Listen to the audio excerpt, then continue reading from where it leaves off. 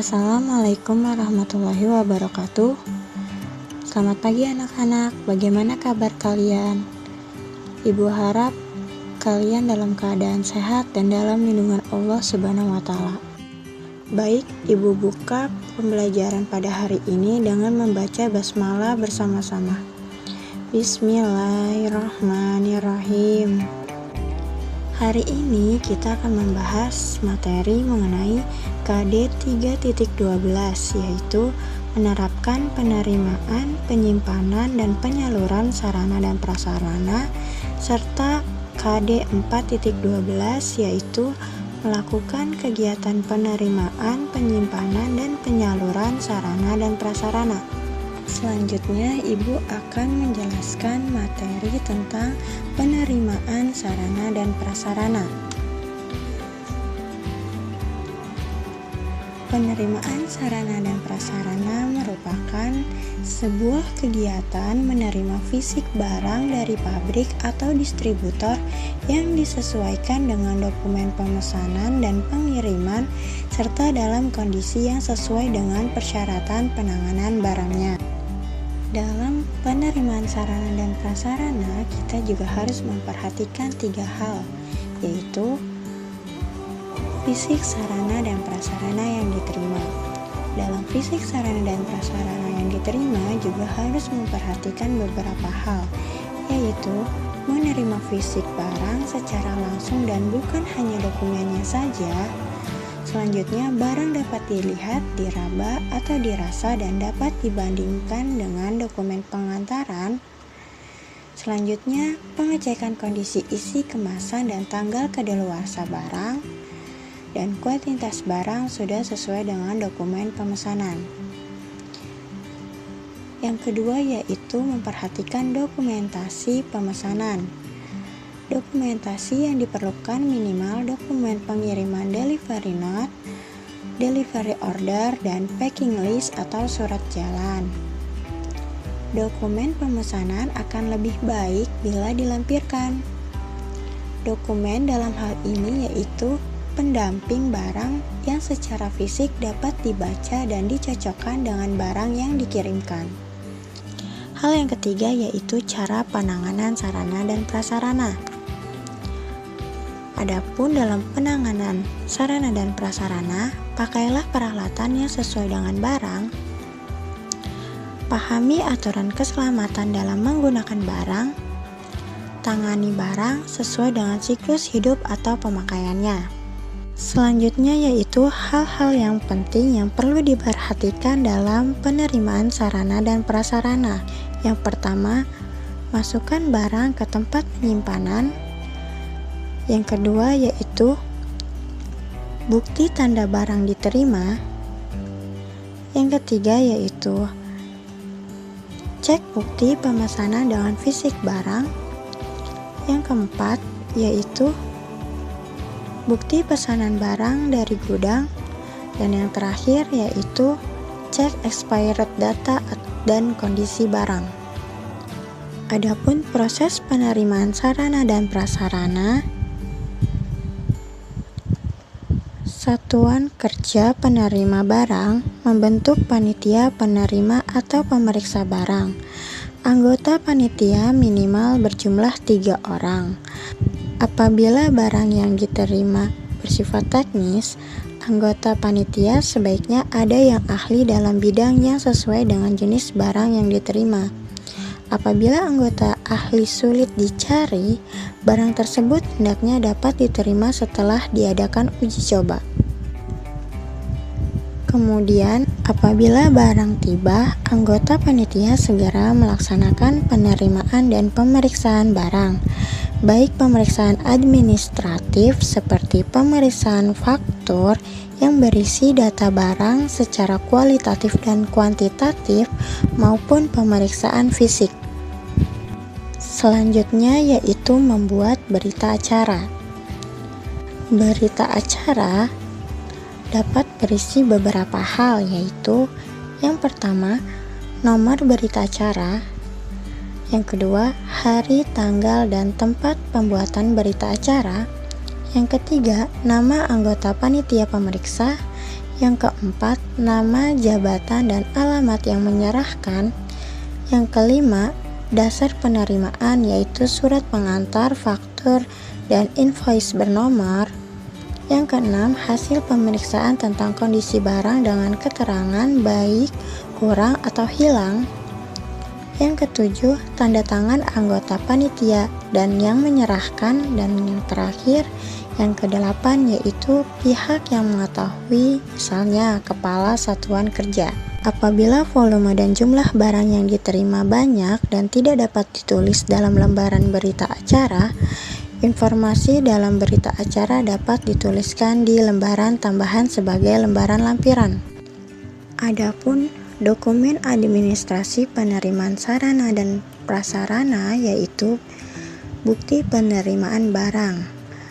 Bukti penerimaan barang merupakan sebuah bukti bahwa barang pesanan kantor sudah diterima. Bukti penerimaan barang contohnya kwitansi. Kalian bisa lihat gambar contoh kwitansi tersebut. Yang kedua yaitu laporan penerimaan barang. Laporan penerimaan barang merupakan sebuah dokumen yang berisi informasi tentang rincian barang yang diterima. Laporan mencakup tanggal diterima, nama pengirim, nama pemasok, dan nomor order pembelian. Kalian bisa melihat contoh laporan pada gambar yang sudah ditampilkan. Selanjutnya yaitu Departemen Pengolah Data. Tugas Departemen Pengolah Data yaitu menjalankan program update file dan pencetakan laporan penerimaan barang dengan menggunakan induk pemasok, file induk persediaan, dan file order pembelian. Adapun prosedur penerimaan sarana dan prasarana yaitu yang pertama, setelah barang diterima, bagian gudang akan melakukan pemeriksaan dan perhitungan barang. Yang kedua, Departemen Penerima Sarana dan Prasarana menandatangani laporan penerimaan barang. Setelah departemen melakukan tanda tangan laporan penerimaan barang, laporan diteruskan ke bagian administrasi. Selanjutnya, barang resmi diterima dan dapat disimpan. Berikut adalah contoh kartu penerimaan barang. Kalian bisa lihat ya bagaimana format kartu penerimaan barang tersebut. Kartu penerimaan barang ini berfungsi untuk mencatat penambahan, pengurangan, dan saldo terakhir dari setiap barang perlengkapan. Selanjutnya, kita bahas penyimpanan sarana dan prasarana perkantoran. Penyimpanan sarana dan prasarana adalah suatu aktivitas menempatkan barang yang belum diorder atau dipersiapkan untuk diproses selanjutnya. Berikut adalah pengelompokan penyimpanan barang. Yang pertama, disimpan dalam proses pemakaian. Yang kedua, disimpan sebagai barang sediaan. Yang ketiga, disimpan kemudian disalurkan lagi ke satuan kerja lain. Dan terakhir yang keempat yaitu disimpan sementara tanpa pembongkaran, kemudian diteruskan ke alamat yang tercantum pada label kemasan. Dalam penataan barang, sarana, dan prasarana perkantoran harus mempertimbangkan beberapa hal, yaitu barang yang paling lambat dikeluarkan hendaknya diletakkan pada lokasi bagian dalam. Yang kedua, barang yang langsung digunakan dalam pemakaian sehari-hari hendaknya diatur pada lokasi tertentu. Yang ketiga, barang yang cepat dikeluarkan hendaknya diletakkan di lokasi gedung yang berdekatan dengan pintu keluar. Yang keempat, semua barang yang disimpan, barang hendaknya dicatat dalam buku penerimaan, kartu barang, dan buku sediaan atau stok. Dan terakhir yaitu setiap gudang dilengkapi dengan denah lokasi barang yang dapat menunjukkan secara tepat dan cepat barang sediaan tertentu. Ada beberapa hal yang harus diperhatikan saat menyimpan sarana dan prasarana di perkantoran, yaitu sifat barang yang disimpan, kemudian sarana penyimpanan dan pemeliharaan, selanjutnya prosedur dan tata kerja, selanjutnya biaya yang disediakan, selanjutnya tenaga yang diperlukan, selanjutnya jangka waktu penyimpanan, dan selanjutnya persediaan alat-alat pemeliharaan yang diperlukan, dan terakhir yaitu pergudangan yang memenuhi syarat-syarat yang ditentukan. Berikut adalah tata cara penyimpanan sarana dan prasarana. Tata cara melakukan penyimpanan sarana dan prasarana perkantoran meliputi beberapa hal. Yang pertama ialah barang disimpan di tempat yang memadai.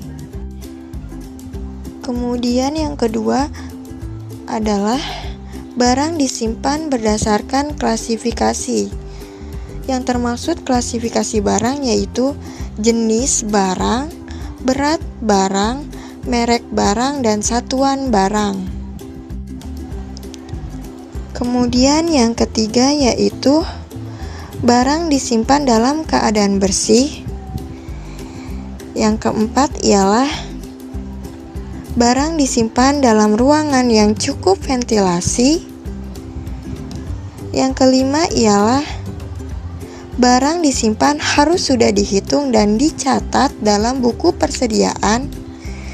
Dan yang keenam adalah barang yang dikeluarkan lebih cepat diletakkan di bagian depan, dan sebaliknya, barang yang dikeluarkan lebih lama diletakkan di bagian paling dalam. Selanjutnya yang ketujuh ialah barang disimpan rapi dengan kode yang telah ditentukan agar mudah dicari. Dan yang kedelapan ialah barang disimpan harus terhindar dari sengatan matahari atau siraman air. Hal ini bertujuan agar barang tidak mudah rusak. Selanjutnya ialah yang kesembilan, yaitu barang disimpan di ruangan yang dapat dikunci. Hal ini bertujuan agar barang tidak hilang atau tidak dicuri.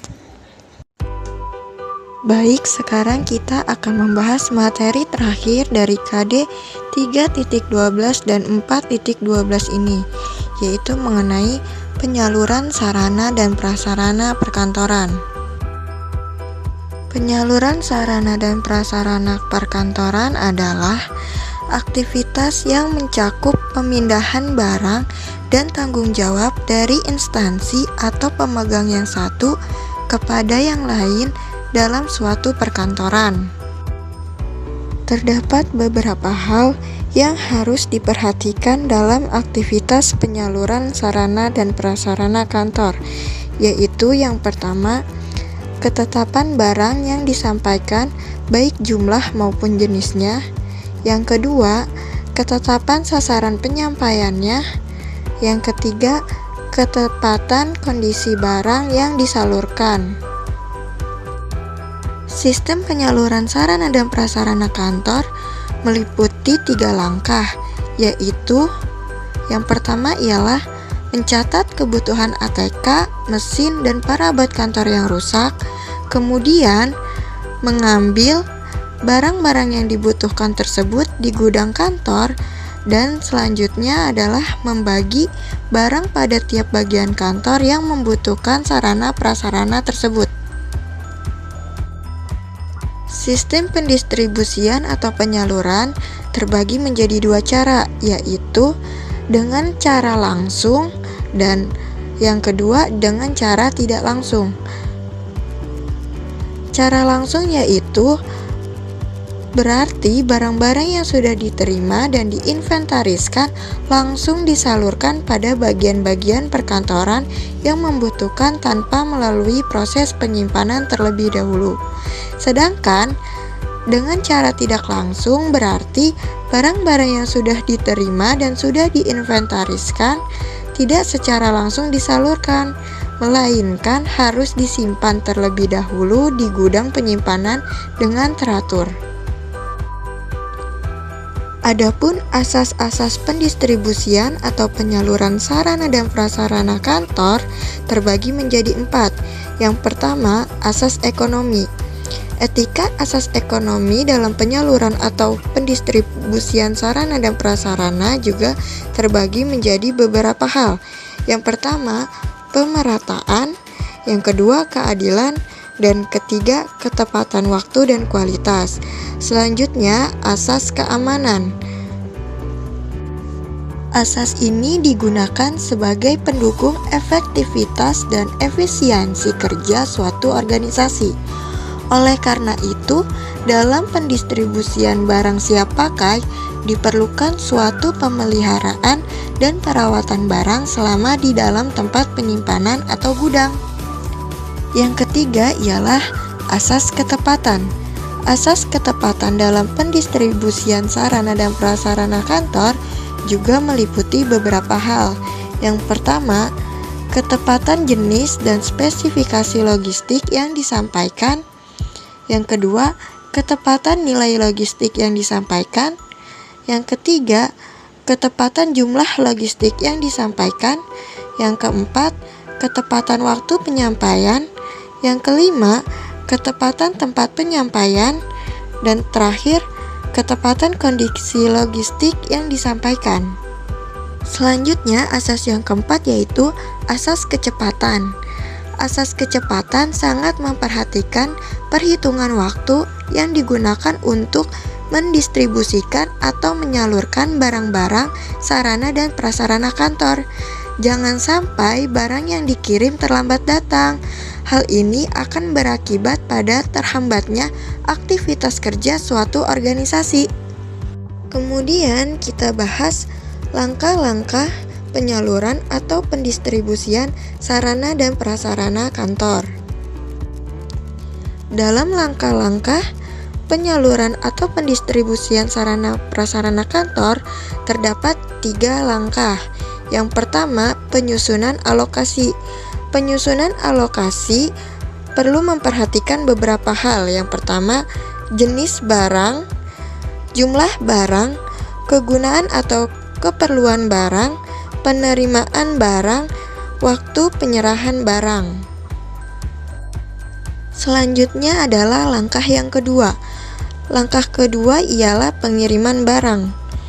Pengiriman barang dari pusat-pusat penyaluran barang perlu memperhatikan beberapa hal, yaitu bentuk pengemesannya, mutu dan kualitas barang, cara pengiriman, pengangkutan, dan pembongkaran.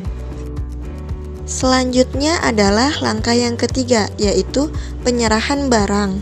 Ada beberapa cara dalam penyerahan barang ke bagian instansi perkantoran, yaitu ambil barang yang dibutuhkan sesuai catatan, kemudian bawa ke bagian ruangan dan pegawai yang membutuhkan, yang terakhir serahkan pada pegawai yang membutuhkan.